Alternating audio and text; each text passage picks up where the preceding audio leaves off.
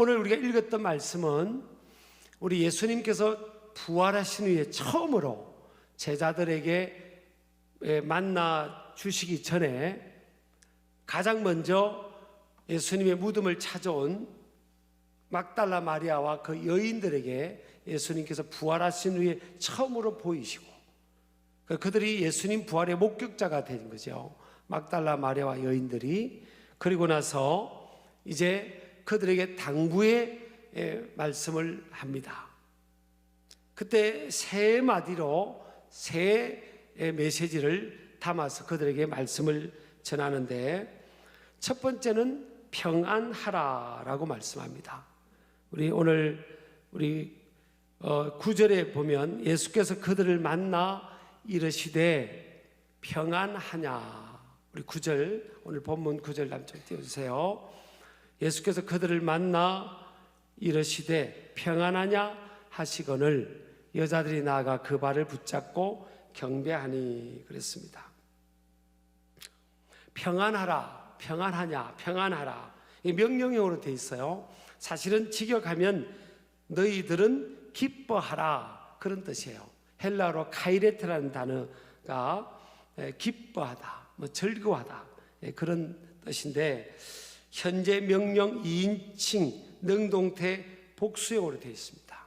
그래서 너희들은 기뻐하라 이런 뜻이고, 두 번째는 제자들을 말할 때 나의 형제들이라고 지금 말씀합니다. 내 형제들에게 10절에 말씀을 하고 있어요. 그리고 또 예수님께서 그 여인들에게 너희들이 지금 나의 제자들을 만나서 갈릴리로 가라고 해라. 갈릴리로 가서 다시 나를 보게 될 것이라고 하라. 이 세 가지 메시지를 전합니다. 이걸 중심으로 여러분에게 말씀을 좀 나누려고 합니다. 자, 예수님을 그 사랑하던 예수님이 잡혀서 고난 받으셨을 때 예수님을 사랑하던 여인들과 예수님을 따르던 제자들이 얼마나 절망적이었겠습니까? 꿈과 희망이 사라지는 거죠. 그런 상황인데 예수님은 만나자마자 평안하라, 너희들은 기뻐하라 그렇게 말씀한 거예요. 복수형으로 말씀했다는 것은 특정한 한 사람만이 아니라 예수님의 제자들만이 아니라 모든 주님을 믿는 자들에게 동일하게 그렇게 하신 말씀이에요. 근데 이게 현재형으로 되어 있습니다. 현재적으로 기뻐하라는 거예요. 근데 인간적으로 볼 때는 이 제자들이 또 이 여인들이 기뻐할 수가 없어요. 왜냐하면 예수님을 따르던 사람들은 핍박과 박해를 받는 상황이고, 믿음을 공개적으로 커밍아웃 하기도 쉽지 않는 그런 상황이죠. 그래서 불안, 혹시 잡힐지 않을까, 불안, 초조, 긴장, 두려움, 이런 것들이 그들에게 엄습하고 그들을 지배하는 그런 상황입니다. 근데 우리 예수님을 만나서 너희들은 기뻐하라. 지금 상황이 기뻐할 상황이 아니에요. 근데 이 기쁨은 환경과 여건을 뛰어넘는 거죠. 여러분, 이런 진정한 믿음, 이 부활 신앙, 죽음의 근세를 깨뜨리는 이 신앙이 들어오면 이런 고백을 할 수 있게 되죠. 빌립보서 4장 11절에도 보면 사도 바울이 그럽니다. 내가 궁핍함으로 말하는 것이 아니라 어떠한 형편이든지 나는 자족하기를 배웠노니. I learned to be content whatever the circumstances. 나는 어떤 상황이든지 자족하기를 배웠다는 거예요. 만족하기를 배웠다는 겁니다. 감사하기를 배웠다는 거예요. 기뻐하기를 배웠다는 거예요. 그런데 빌립보서를 기록할 때 이 사도 바울이 이 빌립보서를 기록할 때는요, 어딘가 하면, 어디서 기록했는가 하면, 하나님의 말씀을 받았는가 하면 감옥입니다. 감옥. 옥중에서 이걸 기록했다고요. 얼마나 2000년 전의 감옥은 열악한 상황인지를 알 수 없어요. 굉장히 열악한 상황이에요. 근데 사도 바울이 나쁜 짓 한 것도 아니에요. 예수님 전한 것밖에 없는 거예요. 부활의 주님을 전한 것밖에 없어요.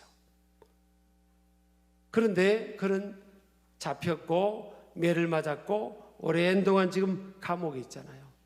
그래서 감옥 밖에 있는 많은 사람들이 사도 바울을 걱정하고 있는데 사도 바울은 빌립보 교회를 향해서 편지를 쓰면서 성령의 감동으로 말합니다. 기뻐하라. 빌립보서의 기뻐하라는 내용이 4장으로 나눠 있는데, 빌립보서 짧은 성경이죠. 4장으로 나눠 있는데 기뻐하라는 내용이 21번이 나와요. 그 짧은 장 안에. 아니, 자신은 감옥에 안에 있고 억울하게 지금 비인격적인 지금 대우를 받고 있잖아요. 매를 맞고 공정한 재판 과정을 거치지 않고 이제 죽음을 맞이해야 되는 그런 상황이란 말이에요. 그런데도 기뻐하라. 나는 모든 상황에서 자족하는 비결을 배웠다. 이렇게 고백하고 있어요. 이 비밀이 어디서 오느냐? 빌립보서 4장 13절에 보면 내게 능력 주시는 자 안에서 내가 모든 것을 할 수 있느니라. I can do everything through him who strengthens me. 내게 능력을 주시는 그분 안에서. 비록 환경은 바뀌지 않았죠. 어떤 사람은 그럽니다. 하나님 믿고 기도하면 내 이 환경이 이렇게 어려울 수 있냐? 하나님 믿고 기도했는데 하나님 지금 뭐 하시는 거냐? 이렇게 의아해 하는 분도 계실 거예요. 사도 바울도 충분히 그럴 수 있거든요. 그런데 사도 바울은 기뻐하자. 오히려 감옥 밖에 있는 사람들을 위로하는 겁니다. 우리가 기뻐하자. 너희들은 기뻐하라. 기뻐하라고 말씀하는 거예요.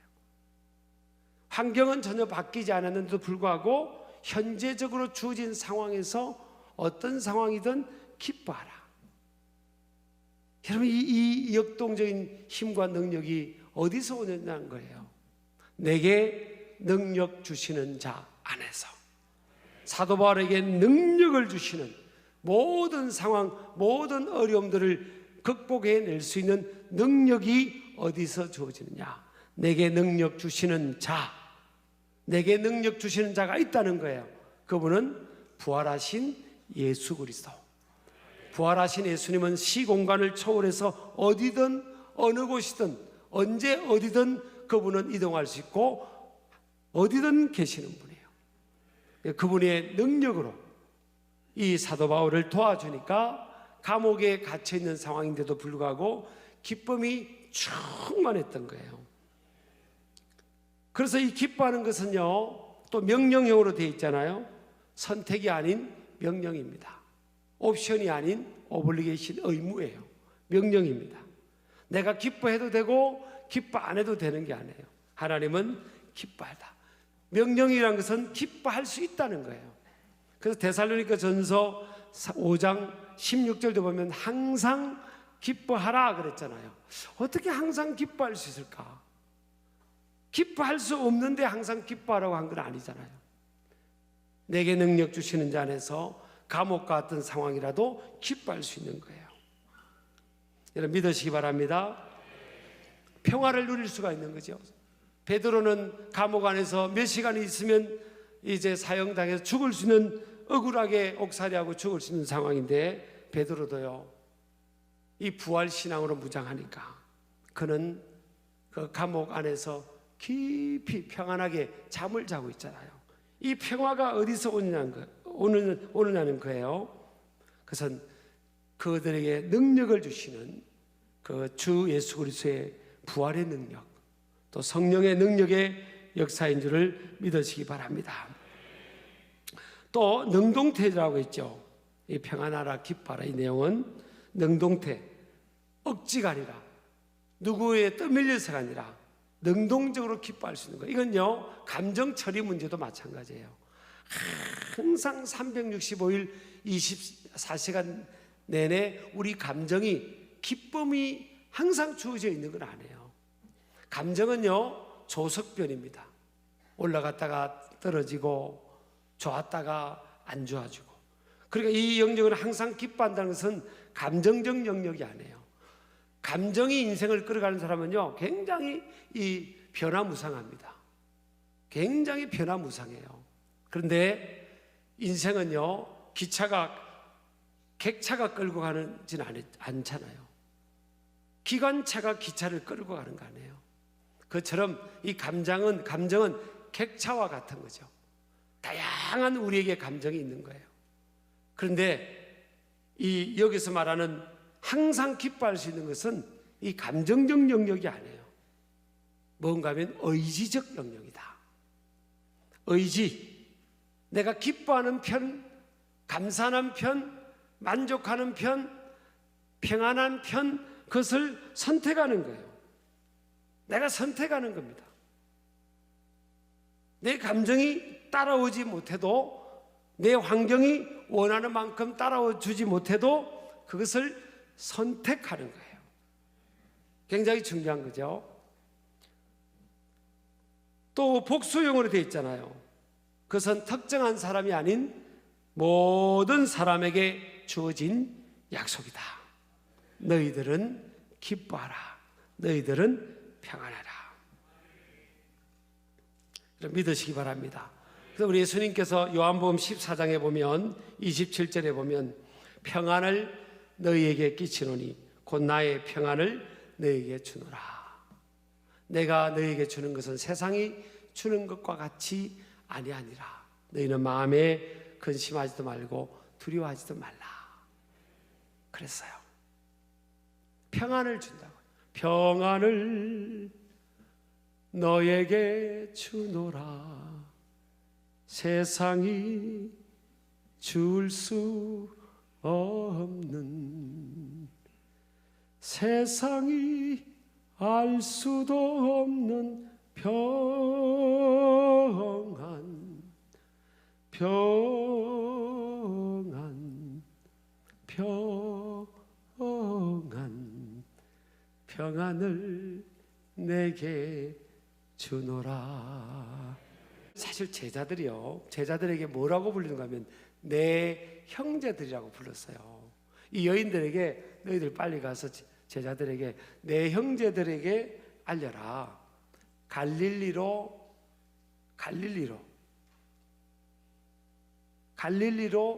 가서 나를 보게 되리라. 그러니까 갈릴리로 오면 예수님께서 만나 주시겠다는 거예요. 근데 우리가 깜짝 놀랄 표현이 예수님께서 내 형제라고 그래요. 네. 아니, 여러분, 예수님의 제자들이 왜 예수님의 형제입니까? 예수님이 왜 형제라고 부르고 있어요?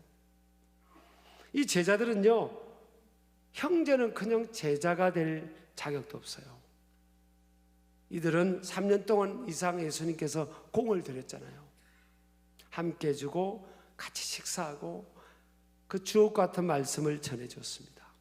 근데 이들은 스승을 배반했죠. 예수님을 배반했어요. 스승이 비인격적, 비인권적인 부당한 대우를 받고 있음에도 불구하고 그 장소를 이탈하여 도망갔죠. 그리고 3번이나 베드로는 스승을 부인합니다. 내가 예수라는 분을 알면 난 저주받아도 좋다고 하면서 이 하인 앞에서 부인을 합니다. 그리고 스승의 죽음 앞에도 그들은 그곳에 함께하지 않아요. 쉽게 말하면 배반자입니다. 말도 안 되는 나쁜 놈들이에요, 사실은. 그죠? 배반자들이 예수님 한 분만 만나주세요 이렇게 간청한 게 아니에요. 예수님께서 만나주겠다고 한 거예요. 그런데다가 내 형제들이라고, 나의 형제들이라고 지금 표현하고 있잖아요. 너무나 많은 잘못을 지은 거죠. 그런데도 내 형제들. 여러분요, 예수님 부활하심으로 인해서 예수님의 제자들뿐만 아니라 여기서 나의 형제들은 학자들의 주장이 예수님의 제자들만이 아니다. 예수님을 구주로 믿는, 하나님을 아버지로 믿는 모든 하나님의 백성들이 다 이 형제들이 들어간다. 예수님께서 고난당하심으로 예수님은 그리고 온 세상의 죄를 짊어지셨고요. 또 3일 만에 부활하심으로 모든 믿는 자들의 맏아들이 되신 거예요. 그래서 로마서 8장 29절에 보면 맏아들이라고 표현되어 있어요. 그로 많은 형제 중에서 맏아들이 되게 하려 하심이니라. 히브리서 1장 6절도 보면 맏아들이야. 그가 맏아들을 이끌어 세상에 다시 들어오게 하실 때. 그러니까 예수님 고난 당하실 때 모든 인생들을 그 안에 집어넣었고요. 예수님이 부활하심으로 믿는 자들이 그 안에서 부활하게 되는 거예요. 그러니까 예수님께서 부활하고 그래서 나무로 치면 열매의 첫 열매가 되시고, 그리고 예수님이 믿는 저와 여러분과 모든 인생들은 부활의 열매들이 되는 겁니다. 형제로 치면 뭐예요? 예수님이 맏형이 되신 거, 맏형, 맏아들이 되시고, 우리는 하나님 아버지의 자녀로, 양자와 양녀로 접붙임이 되어서 하나님 아버지의 자녀가 된 거예요. 우리 예수님이 맏형이 된 겁니다. 영적으로 하면 이렇게 불러준 거예요. 이게 지금 제자들이 개가천성에서 변화되어 가지고 이 지금 닉네임을 받은 게 아니에요. 그들이 한 게 아무것도 없어. 지금도 예수님께 안 나오잖아요. 무덤에 찾아온 사람들은 여인들 아닙니까? 여인들. 그 당시에 이 사람의 대접 못 받던 여인들이 무덤에 갔을 뿐이지, 이 제자들은 무덤에도 찾아오질 않잖아요. 그들이 한 게 아무것도 없어요. 근데 예수님은 다시 그들 향해서 내 형제들 이렇게 표현하잖아요. 여러분, 이게 엄청난 복음 아닙니까? 다윗이 이것을 깨달았기 때문에요, 그는 오실 메시아를 깨달았기 때문에 로마서 2장에 보니까 춤을 추면서 예배할 수 있던 것이 오실 메시아 구세주를 그가 본 거예요. 그가 만난 겁니다. 그래서 성경은 보면 우리의 공로가 아무것도 없이 주어지는 것을 은혜라고 표현합니다. 은혜. For nothing, free. 거저 주어지는 것, 은혜. 거저 주어지는 것이 은혜고 선물이잖아요. 이 믿음이 선물이라고 성경은 말하고 있어요. 에베소서 2장 8절은 하나님의 선물이라.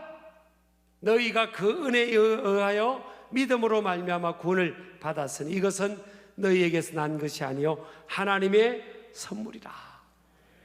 여러분, 우리 노력으로 우리가 하나님 아버지의 자녀가 된 게 아니고 믿음을 갖게 된 게 아니라고요. 하나님께로부터 주어진 전적인 은혜로 주어진 줄을 믿으시기 바랍니다. 은혜로다, 은혜로다요. 할렐루야. 1%의 우리의 공로도 아니에요. 전적인 하나님의 은혜입니다. 하나님께서, 예수님께서 십자가에서 다 이루신 거예요. 그 테텔레스타이, 다 이루었다. 그리고 머리를 숙이고 떠나가셨잖아요. 요한복음 19장 30절에 우리를 구원하고 하나님의 자녀 삼으시기에 다 이루신 거예요. 대가를 다 지불하신 겁니다. 이걸 믿는 믿음을 통해서 우리에게 주어지는 은혜고 선물이고 축복인 겁니다.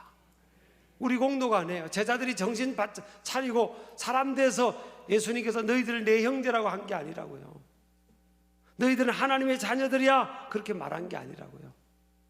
여전히 그곳이 없는데 주님께서 내 형제들이라 그러잖아요. 그리고 갈릴리로 가서 나를 보리라. 포기하지 않겠다는 거예요. 이 세상에는 다시 만나고 싶지 않은 사람들이 많은데 예수님은 그 제자들을 포기하지 않겠다고. 갈릴리가 이 제자들에게는 어떤 곳일까요? 예수님과 처음 만났던 곳이고 예수님께로부터 꿈과 비전을 받은 곳이고 I'll make you fishers of men 그랬잖아요. 사람 낚는 어부가 되게 하리라. 많은 시간을 예수님과 함께 보내면서 희망과 꿈을 나눴던 곳이에요. 그런데 그 갈릴리로 예수님은 다시 가셔서 그곳에서 제자들을 너희들을 포기하지 않고 다시 시작하자는 거예요. 갈릴리에서 다시 시작하자. 그래서 그 갈릴리로 가서 나를 보게 될 거라고, 나를 만나게 될 거라고 그런 거예요. 이 예수님은요, 부활의 예수님은 이 제자들의 허물과 실수에 주목하지 않으시는 거예요.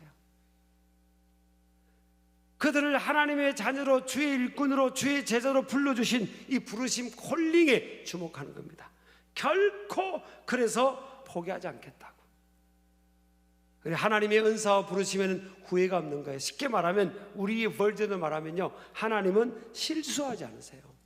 여러분 지금 여기 있는 것, 여러분 하나님의 자녀가 된 것, 내가 그 하나님은 내 아버지고 예수님을 믿는 믿음을 갖게 된 게, 이게 여러분 하나님의 전적인 은혜로 주어진 것이고, 하나님께서 우리를 부르신 거예요. 이 부르심에는 후회하지 않겠다는 거예요. 내가 너희들을 자녀로 삼아준 것을 후회하지 않겠다고. 그래서 심고 가꾼 것을 통해서 반드시 열매를 거두시는 예수님이세요. 저도 이런 복음을 아니까 오뚜기처럼 일어납니다. 신기할 정도로 5분도 안 걸려요. 어떤 말 듣고 어떤 상황을 만나면서 인생을 살아왔더라도 제가 저를 봐도 참 너무 감사하다. 이 비밀이 어디 있냐? 사도 바울이 말했잖아요. 내게 능력 주시는 자 안에서 내가 모든 것을 할 수 있다. 이 능력이 여기서 주어지는 겁니다. 이 부활의 능력. 죽음이라는 이 사람이 인간의 힘으로는 극복이 할 수 없잖아요. 이 죽음을 뚫고 나올 수 없는 거예요. 근데 여러분 씨앗이나 콩이나 이런 걸 땅에 심으면요, 그래서 터져서 죽는 거예요. 땅 속에서 터져서 죽어요. 신기한 일이 일어납니다. 생명 있는 그 씨앗은 그 땅을 뚫고 나오는 거예요. 쉽게 말하면 죽음이라는 이 배리어, 이거를 장애물을 뚫고 하나님의 능력으로 부활 생명은 뚫고 나오는 거예요. 우리가 어떤 환경, 어떤 상황, 어떤 사람, 이것도 부활의 능력이 임하면 뚫고 나올 수 있어요. 감옥과 같은 상황에서도 뚫고 나올 수 있는 겁니다. 이런 은혜가 여러분에게 주어지기를 주의 이름으로 축복합니다. 나는 목사님 저 사람 사랑할 수 없어요. 이 사람 사랑할 수 없어서 제껴내고, 저 사람 사랑할 수 없어서 제껴내고, 요 사람 사랑할 수 없어서 제껴내고, 저 앞에 있는 사람 사랑할 수 없어서 제껴내고, 나중에 한참 제끼다 보니까요, 자기도 제끼더래요. 아무도 없더래요. 자기 주위에 아무도 없더래요. 그렇죠. 사람은요 고선도치입니다. 여러분 다 각인하세요. 사람은 다 고선도치다. 지금 옆에 있는 분이 고선도치입니다. 지금 상처를 받을 가능성이 많은 존재예요. 사실은. 왜 아직은 안 바꾼지 아세요? 안 가까워서 그런 거예요. 가까우면 다 상처 주고 받습니다. 근데 고선도치라도요, 없는 것보다 있는 게 낫습니다. 온기를 통해서 겨울을 날 수 있는 거예요. 찔러도 겨울을 날 수 있어요. 저는요, 혼자 되신 우리 권사님들 몇 분, 우리 부부가 밥을 사주다가 그런 이야기를 들었습니다. 목사님, 우리 남편이 몇 년 동안 아프고 돈도 안 벌어주고 맨날 아프고 그냥 누워있을 때는 저주도 했대. 저주. 마음이 없는 말도 했대요. 빨리 죽어버리라고 막 그런 말도 했대. 솔직히. 근데 우리 남편이 이제 하나님 나라 가고 나니까 너무 힘들더라는 게, 너무. 절대 사람 포기하면 안 됩니다. 그건 하나님 뜻이 아니에요. 하나님이 포기하지 않았지. 하나님이 나를 포기하지 않으시지. 우리 다시 관계 회복이든 비즈니스의 출발이든 인생의 도전이든 우리 다시 시작하자고요.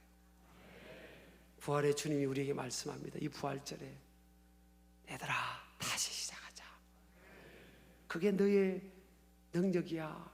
다시 시작하자. 난 널 결코 포기할 수 없어. 너와 함께 하셔. 어떤 상황에도 내가 함께 하지 않니? 평안을 누려라. 기쁨을 누려라. 감사를 선택하라. 그렇게 말씀하시는 겁니다. 이 세상에 누가 제일 소중한 사람일 것 같아요? 가족이죠. 가족. 누가 제일 소중한 사람입니까?